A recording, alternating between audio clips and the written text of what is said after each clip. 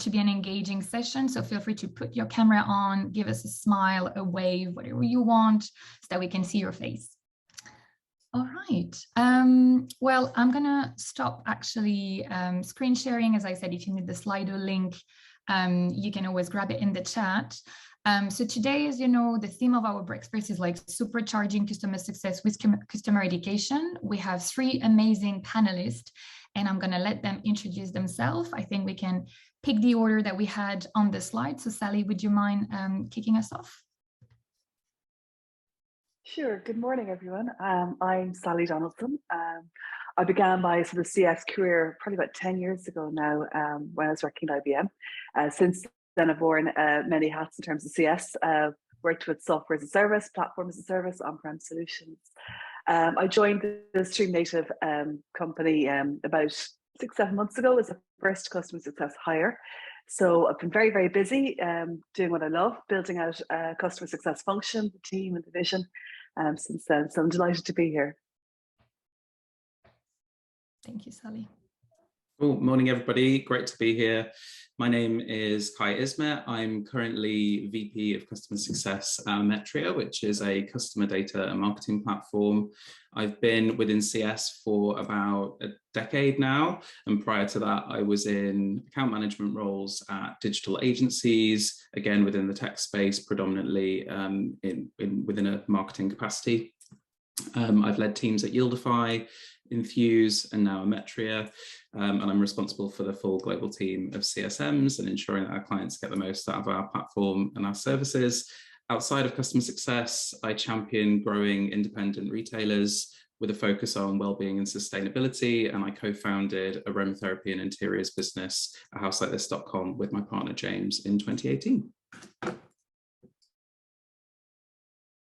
Thank you, Kai. And so to finish, my name is Mathilde Fouquet. I am lead client success manager at Bazaarvoice, working alongside Marion in this organization. So I am at Bazaarvoice for 5 years in this position, and I'm working with our most leading clients in Europe, mainly brands in the beauty industry. And prior to that, I have been working myself as an e-commerce manager for a brand as well. So I come from a brand and business background. So I'm very happy to contribute to today's breakfast.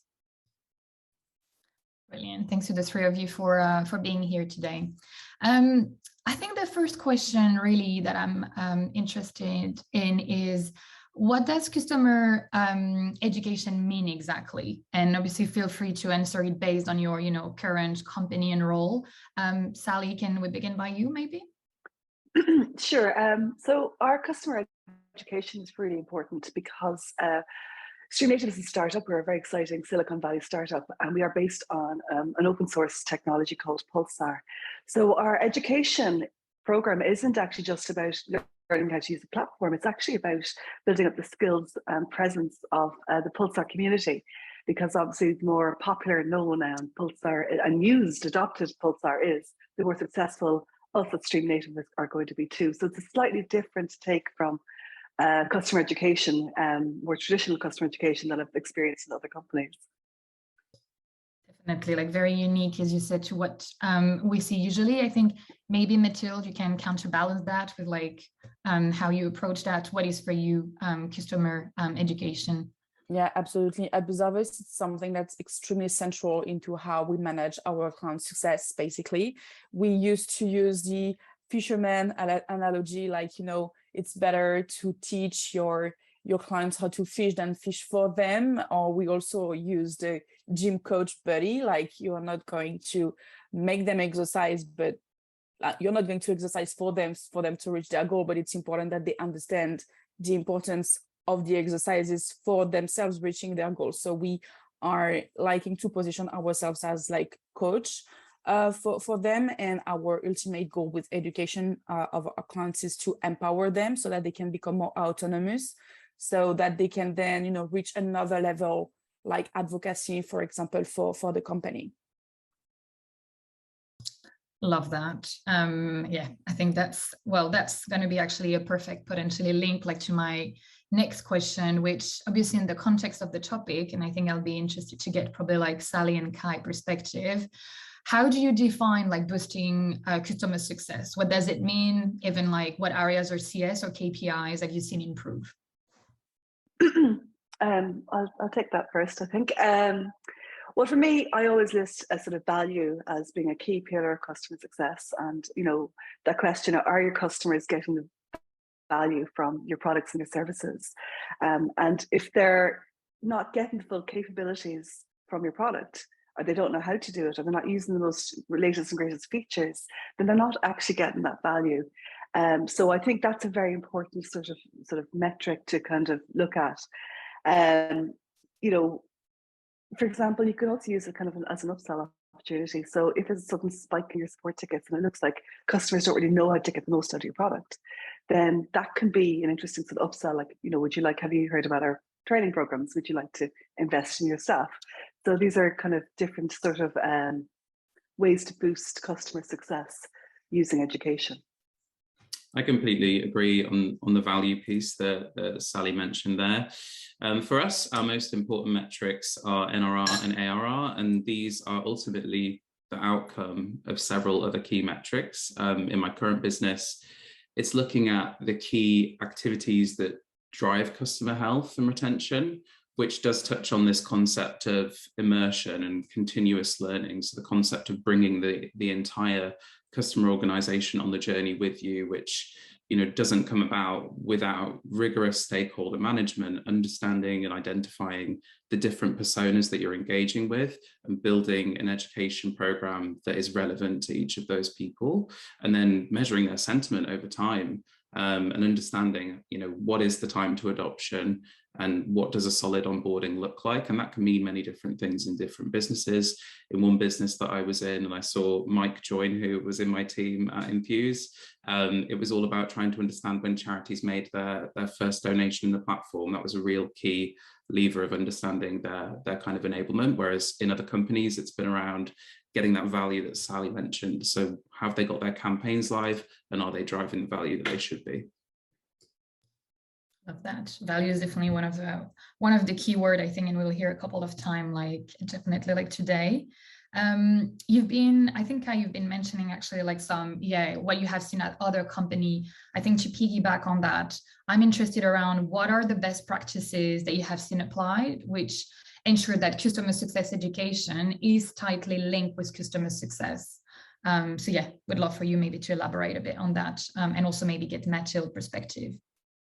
Yeah, so again, touching on what has been mentioned already, there is this idea around, depending on the business that you're in, education can mean different things. There is the education on how to use the technology. There's also the education around strategically, how do you use it? So for Ometria, that's more around not just enabling them on the platform itself, but also how do you teach a marketer how to deliver the right strategy to meet their goals. And in previous businesses, things that I've seen work really well is how you then incorporate technology into the mix. So you need to have a really solid foundation and a great knowledge base first, but that doesn't really work if you're not surfacing that at key moments in the customer journey. So when someone is going through their onboarding, and I don't mean initially onboarding with the platform itself, I mean on a stakeholder level, how are they engaging with the content? How are you educating them on how to get the most out of the platform? But surfacing in that in-journey experience, the strategic element as well. And there's great tools that do this, app queues, Intercom, even elements of Zendesk that can be leveraged to bring that human element into the actual platform experience too. Yeah, 100% agreed with what Kai just said. I think also it's not only, as you said, about enablement on the topic that we sell, but it's also like teaching a mindset, like a way of thinking, and bearing in mind that our personas we're working with also work with hundreds of other providers. So the whole key is about what is the strategic point that you want to push at that moment you have with that person. And so, for example, when it comes to best practices, at Bazaarvoice, we are implemented something that we call high impact activities, which are subset of activities that we are defining that are super strategic or super highly value added for the clients. And what we have observed is that the more you have with the strategic clients, the higher your retention rate is. So the idea is also to like teach your CSM so that they can understand what a high impact activity is, how to deliver it, and then also kind of make sure that you are understanding what's the time your clients has for your topic and making sure that you push the key points at that moment. And so it's all about being relevant and also discovery and understanding your client. So it's like Guy said, it's not only about how to get the most of ratings and reviews program, but also, okay, how does this client understand what Bazaarvoice is doing for his business and how can he then deliver back the message internally? Love that. There are definitely like two flip sides on that one. Can I pick your brain of like who owns customer education in your company, and if it's separate from CS, how do you make sure there is alignment? Yeah, really, really good question. So at Ometria, it's actually an outcome of several departments, but I would say CS is ultimately the guardian of customer education. So we work with a multitude of different departments to drive customer education initiatives, and our customer team alone is comprised of customer success, professional services, and support. And we do have a line into product as well, where we have an incredibly talented technical writer who is responsible for working with CS and product to create some amazing customer-facing documentation. So for us, it is a collective, but I would say customer success is ultimately the guardian of ensuring it still meets the requirements of the client base and feeding into product or professional services, or which element of the customer team owns a specific element of the broader customer education program. Love that. It takes a village, definitely. Brilliant. Well, I mean, I think hearing from the three of you today, customer education is a no-brainer. I think when you come from like the CS background, it's crystal clear that you need that. However, how would you, I mean, what does it take essentially to convince potentially stakeholders? I'm thinking of like exec leadership board or just other department to actually join the adventure and convince them to be part of that. Maybe Sally, you can get us started. Sure. Well, I think, let's face it, money talks. So you can find the language that they understand, they will listen. And so, the way to think about it, again, if your customers aren't maximizing your product, and they don't know about the latest features, instantly you're almost less competitive than your competitors. If they had a demo from your competitor showing all the latest greatest, even though your product can probably do it, and they don't know about it, then your customers are at churn risk. So I think you really need to again think about making sure customers are maximizing the value, because if they're having a good experience, if they're getting the most out of everything, then they're referenceable. They can help with upsells and cross sells. So this all translates to money in the bank. That will always speak. So education is a huge driving force in increasing that sort of value the customer's getting, and therefore their longevity as a partner. Love it. It's almost like, sort of, as you said, like a sort of like A/B test. You would look like at those customers that did and had the perfect education versus like the others. Mathilde, wondering if you've got anything maybe additional. Yeah, I can totally echo what Sally just said. I think when we talk about education from a CS standpoint, for being a person in the field, right, it's important to educate clients, but I think it's as important to educate internally the company about what is the value of the client success team, because like maybe some of you have attended last year another event like this one that Emmanuel, our VP here at Bazaarvoice, has hosted, and he was doing like a kind of survey asking people, okay, do you believe client success is support or is revenue? And it was at that time almost half-half, right? Half of the audience was thinking CS is also support, and we need to get out from that image to be more aligned with the revenue team. This is what Bazaarvoice has chosen to do now in our company. Client success team is part of the revenue organization team, which is, as Sally said, like super important, because why should the company invest into enabling us, helping our customer to be educated? They will do it if they can see a money value out of it and if they see renewal. So it's also important to track that.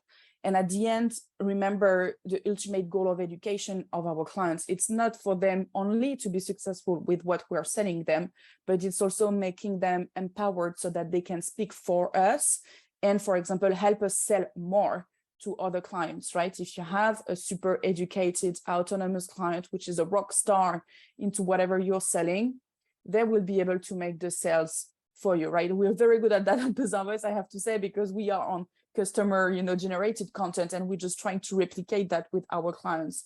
Because at the end of the day, like Sally mentioned, the only thing that will make your executive investing in your team is if they see the money value. And it's not yet, I think, in some cases where client success is, we tend to be attached to that support image and not enough to the business part of it. So it's super important that we can jump in the discussion as well and prove the value of what we do beyond only educate only, because it's a huge of work training our clients to be better at what we sell. Yeah. Love that. You've been mentioning tracking. Actually, I've got a question on that that I'd love to ask, I think, Sally. I'm wondering, how do you shift from consumption metrics? I think it's very easy when we think about customer education to be like, I don't know, number of learners, like course completion, to actually see as business indicators. How do you, again, like that link back to the question we're asking about, probably like more business impact on that?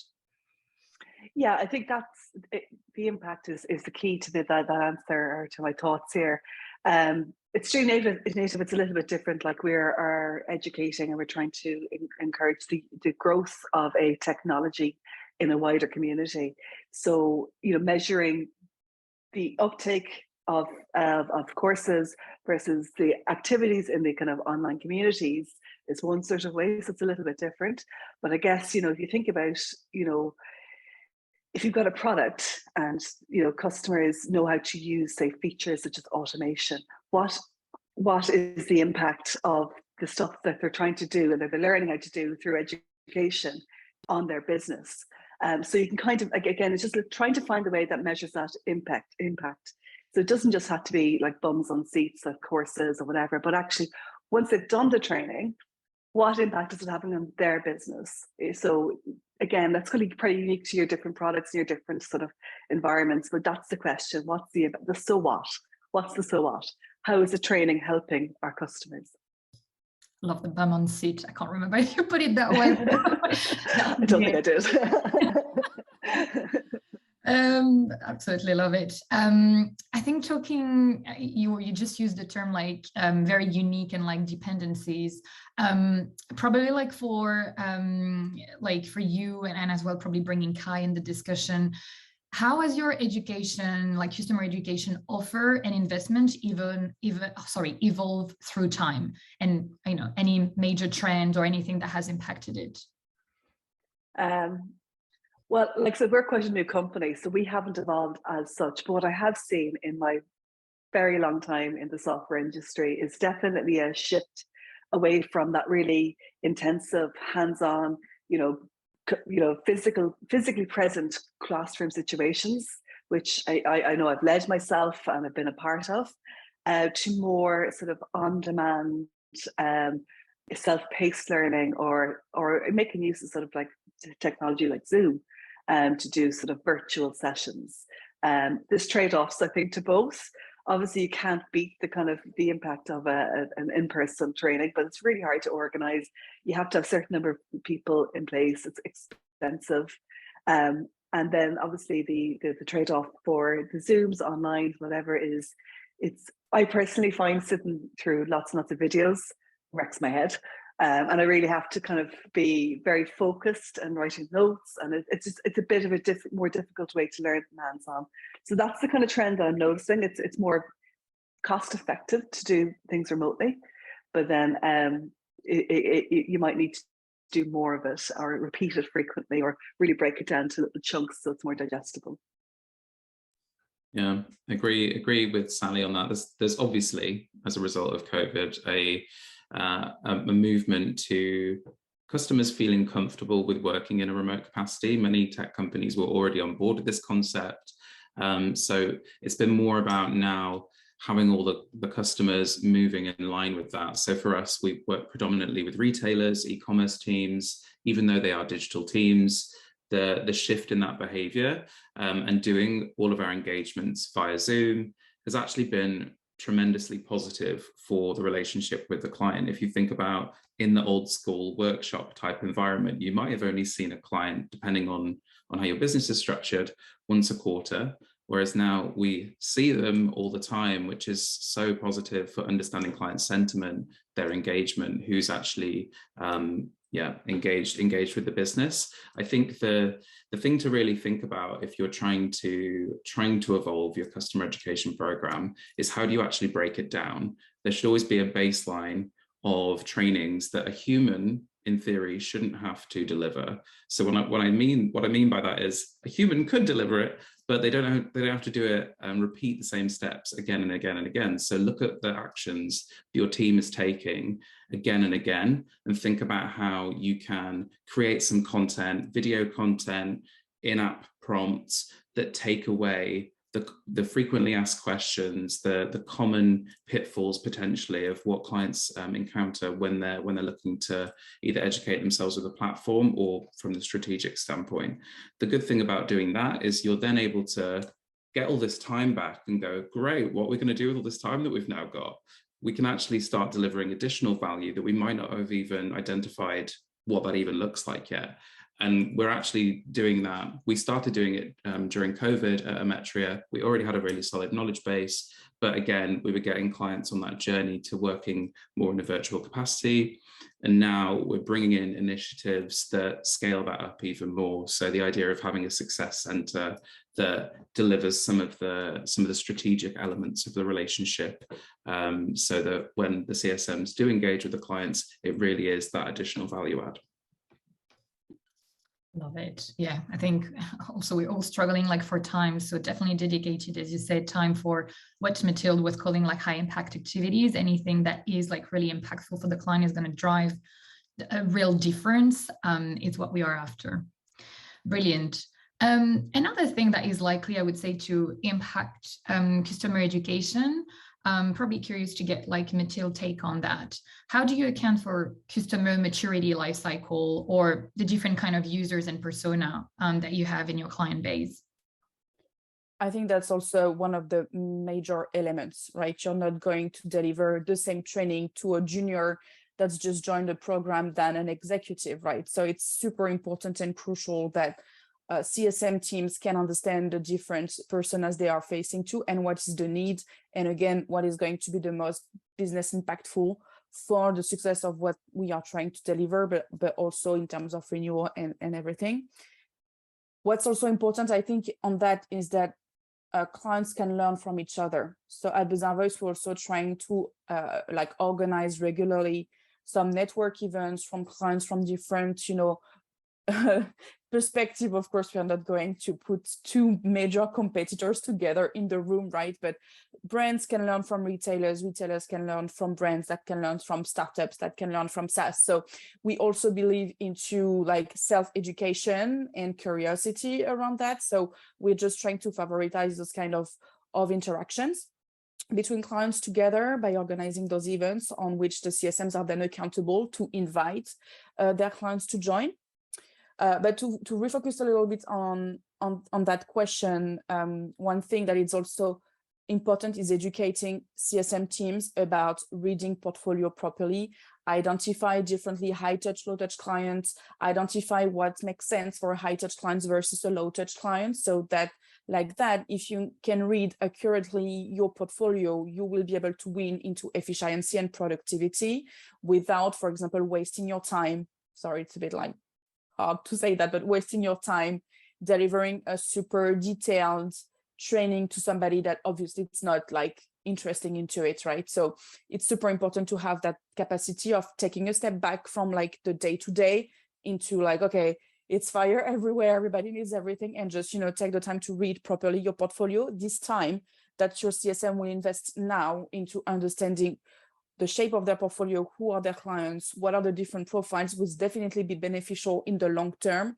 in terms of impact. And it will require less training efforts from the CSM for a bigger impact, right? So that's I think the best thing that we've been trained to do at Bazaarvoice, like this portfolio reading, which I think in my perspective is extremely important as well.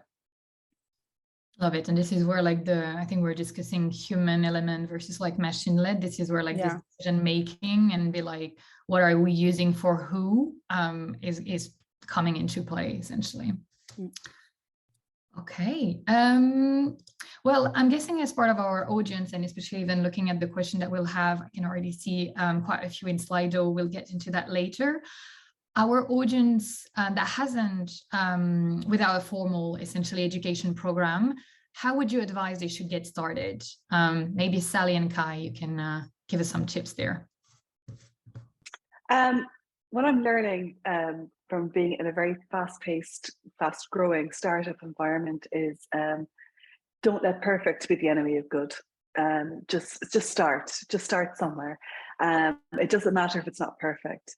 But I think the key thing is to make it relevant, because you want obviously uptake, you want people to be able to use it, or to be really engaged in it. So I think with education, you know, try and focus on what's going to make the most impact very quickly, and it's going to be, like I said, engaging, and try and measure your success too. So start thinking about those metrics that we talked about earlier on for measuring impact or uptake or whatever. Get them documented. Doesn't matter if it's not perfect, doesn't matter if the numbers aren't great, but you want to be able to show your growth as you go along through your journey. And just start. It doesn't need to be perfect, just start. That is such a good point. I love that. Don't let perfect be the enemy of the good. I always say focus on progress over perfection, which is essentially the same thing. For us, and I think for every SaaS business, it's really important, and this is a slightly different lens, and it's probably because at heart I'm a marketer, so bear with me, but I feel like you need to always ensure that you're aligned with the marketing team and with the revenue teams on the vision and the positioning of the solution first. The business should constantly be responding to market conditions and updating their positioning. The failure that a lot of businesses often make is not connecting the dots and making sure everything moves at the same pace. And that's when you start to have this really disjointed experience with what the business is presenting itself as versus the actual experience the client gets. And that's also within the education program they get. And I saw someone ask a question about how to work with sales in the best way. This is actually the starting point. Focus on the positioning and make sure everyone is singing from the same hymn sheet. And then when you're defining your education program, it's going to need to draw from that overall messaging standpoint, like what problem are you trying to fix, link that to platform functionality, what are the key messaging pieces that'll inform the tone of voice of things that you're thinking about from a documentation point of view or from a prompt point of view.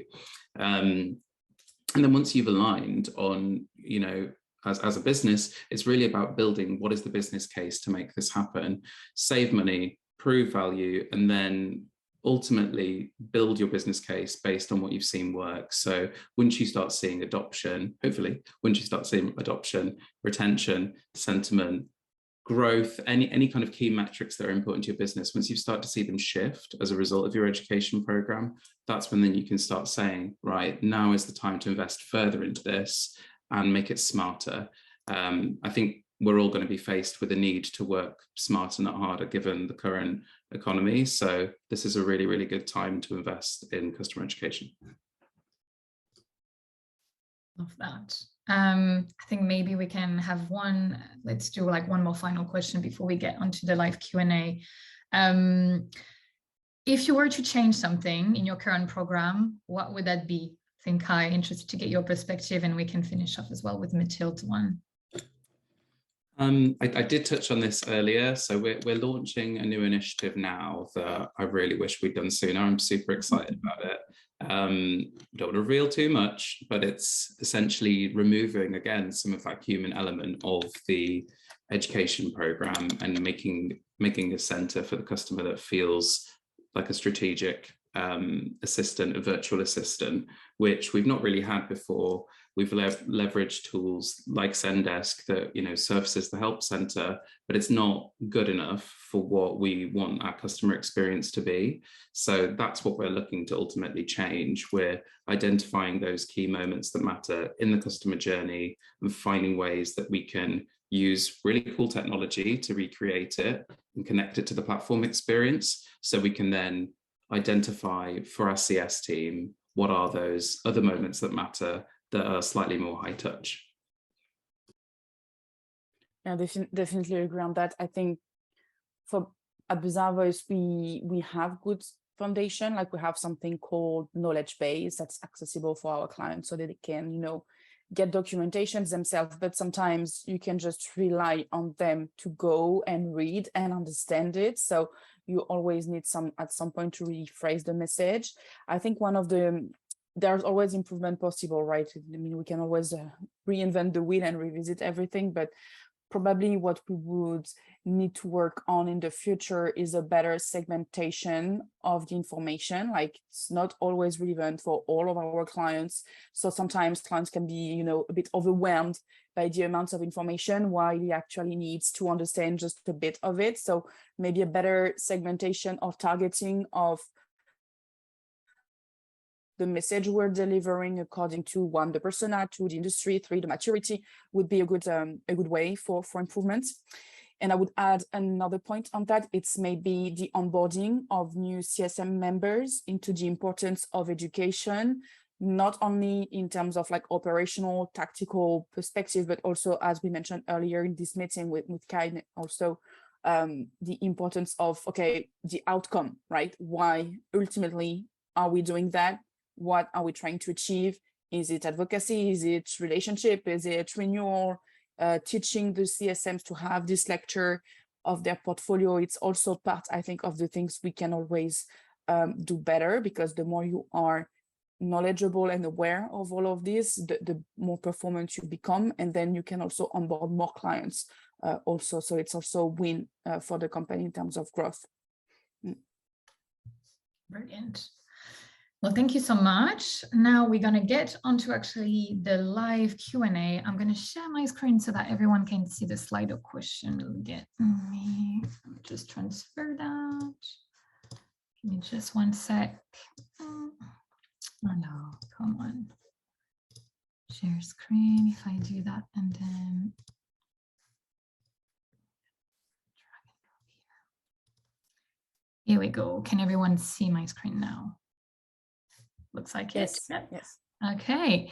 Well, as I said, very clever tool, Slido. I think we can probably take the question in the order they have been voted for. One that we didn't touch on: should customer education be provided for free? Oop, I need to move you, as part of the sales kind of like process, I'm guessing, or should it be charged separately? Don't know if any of you have like any input on that and what you have seen being done, maybe. I'm happy to take that one. Obviously, this depends on each business. So there is always a caveat, but for me, I wouldn't recommend creating barriers that are going to prevent your client from getting value.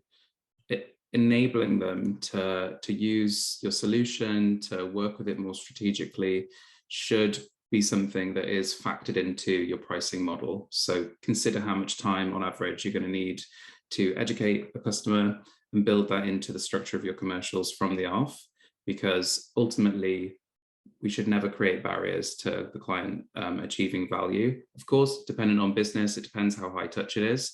Anything that is chargeable should really be related back to the specific cost center it comes from and the person hours required to deliver that engagement. That's my view. Yeah, I think that's a really good point. And obviously, you don't want to be creating barriers. You know, and I think there's kind of, maybe you can have different levels of offerings. And we have different levels of offerings. We have free training, anyone can do, prospects, customers, it's all open, it's for the open source community. But on top of that, then we do have instructor-led courses, which are an upsell, or we can also give discounts as well. So it's kind of it's an add-on. But I definitely like your point there about it. Education should never be a barrier. You want people to be able to get the most out of everything and out of your products and services. So I think there's probably just a bit of a balance. And I did say earlier on that it can be quite an easy upsell.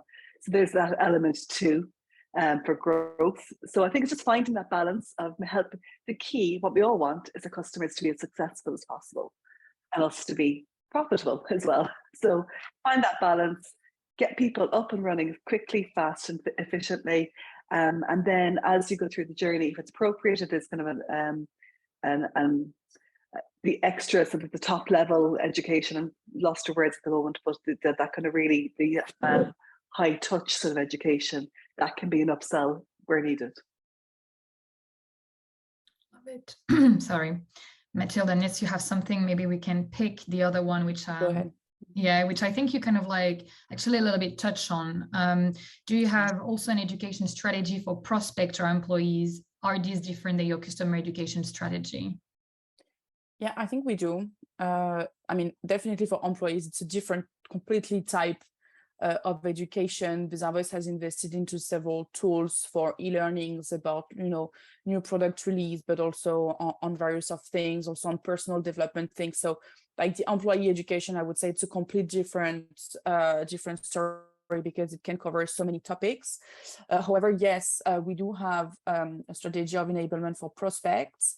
It's important if you want the prospect to really understand what is going to be able to get out of the system. So I think, as a lot of you, we work with solution consultant teams, right? So those guys are experts into what we can deliver, the value that we provide. So we are trying to touch base before the person becomes an actual customer. What could be the value? What could be the business case?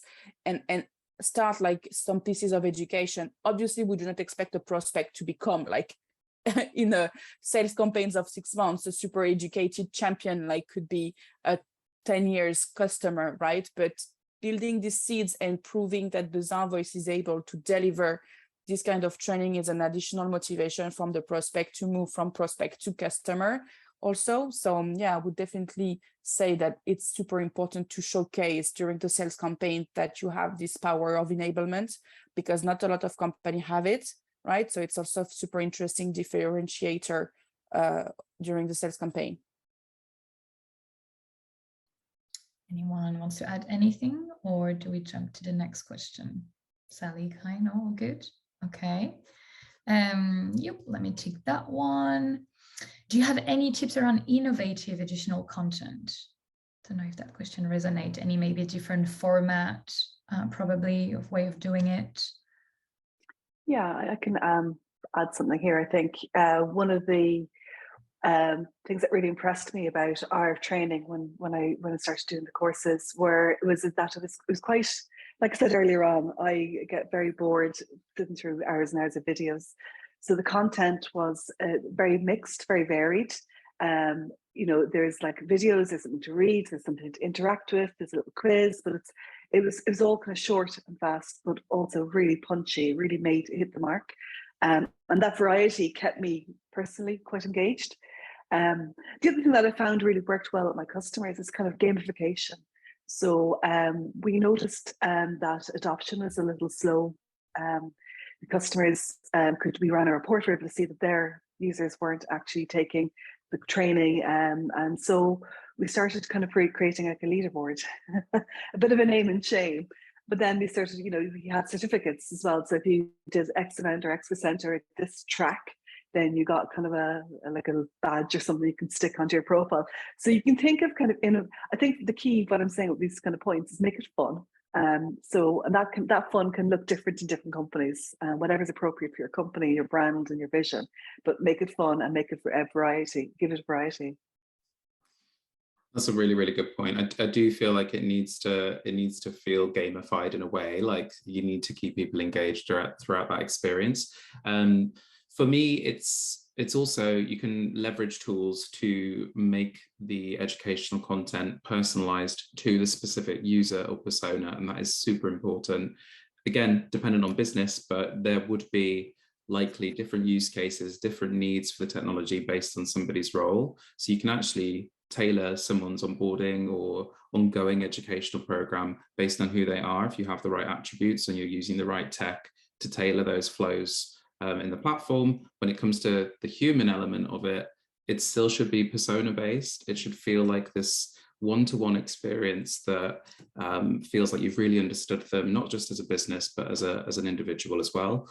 For the kind of internal education perspective, we've used Lessonly before, and that's been quite an effective tool for breaking down chunks of content that you're training a team on.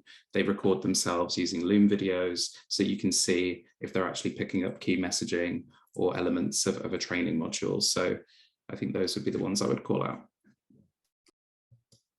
Good link, I think, with that. I mean, this one were also internal tools. I don't know, Sally or Mathilde, if you want to name like a few that maybe you are leveraging, or even, LMS platform. We don't have any specific tool, I think. Marion, correct me if I'm wrong, you know as much as I am here, but I think the tool we use is CSMs, right? I'm not quite sure there is like one specific provider we can say here. Yeah, I think we've used different ones. None particularly stand out. In my mind, to be honest with you, which is probably not a good thing to say. Maybe they need more CS, the companies you've worked with. No worries. I think you already gave as well a few examples. I know we touched kind of like on that one. I guess that one is linked with like what we were saying around measuring kind of like the impact of like, right customer education around customer success. Does anyone want maybe to react to that one and go a little bit deeper on that? Yeah, I would be happy to. Honestly, this is a extremely important metric at Bazaarvoice that we are tracking super thoroughly, like a client health and success, and we are measuring various ways. So obviously you have all of this like KPI metric of your program that you've purchased, making sure it's successful. That's the baseline, right? If it's not successful, then of course your client may be at risk at some point. But we are also definitely looking at NPS, and we are also counting on what I said earlier, which is advocacy. We have several ways of doing advocacy. And what I mean by advocacy, is the fact that you can reuse your client's success and experience into your own marketing asset to either attract more prospect or work on brand awareness for your company versus competition. So showcase your client successes. And this is something extremely important in the work of a CSM at Bazaarvoice. So being able to, one, build a success story, and two, like showcase it around. So we are doing case study that we're publishing on the website. We are doing client videos that we are broadcasting them on different channels, or we are organizing webinar dedicated, for example, for retailers. We are organizing brand invites events. So we are using the retailer network to invite brands, so that those brands that are prospect for now can, learn more about the success of other brands working with that specific retailer, working with Bazaarvoice on user-generated content. So all of that is extremely important. And definitely what's another important metric, and that's also depending on your client, right, is the turnover the client has within its team. So I work with one big client in the beauty industry that tends to change the team every 6 to 8 months. So basically, a lot of knowledge gets lost every time, and trainings is an important part of the relationship we have with them. So it's also something that you need to like anticipate kind of, and it's tied to the first question that we had in terms of should we charge for it or not. I would say it depends on your business, but it also depends on your client needs, because at the end, when you have a team changing every 6 to 8 months, education become like a cost also for your company. So you need to bargain a little bit on that one too. Love that. We have actually like 2 questions. I think we can take like the 2 next one, or maybe bundle them together. The first one, I think from Oliver, should CSM build and deliver the customer education program rather than a dedicated education team? And then you can take afterwards the other one around, if you had to hire a customer education manager, what would that look for?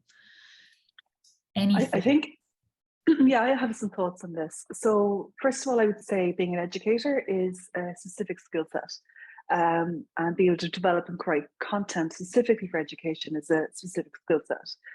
That said, CSM should be able to, do a demo, show, you get new releases come out, do a demo, show the customers how to get the most, pull it into their business use cases and so on. So it's kind of a both would be my answer. I think you should probably have a specific education program that's been developed by people with that skill set and experience.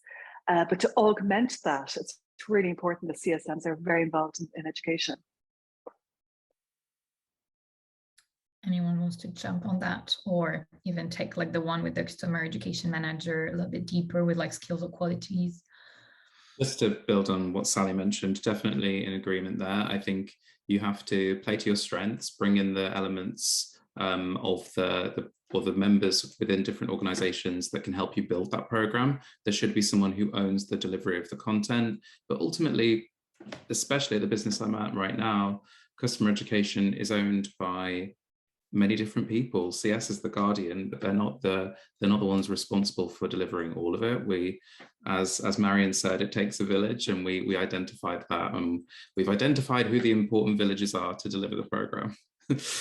And on the second point, in terms of hiring an education manager, I think for me,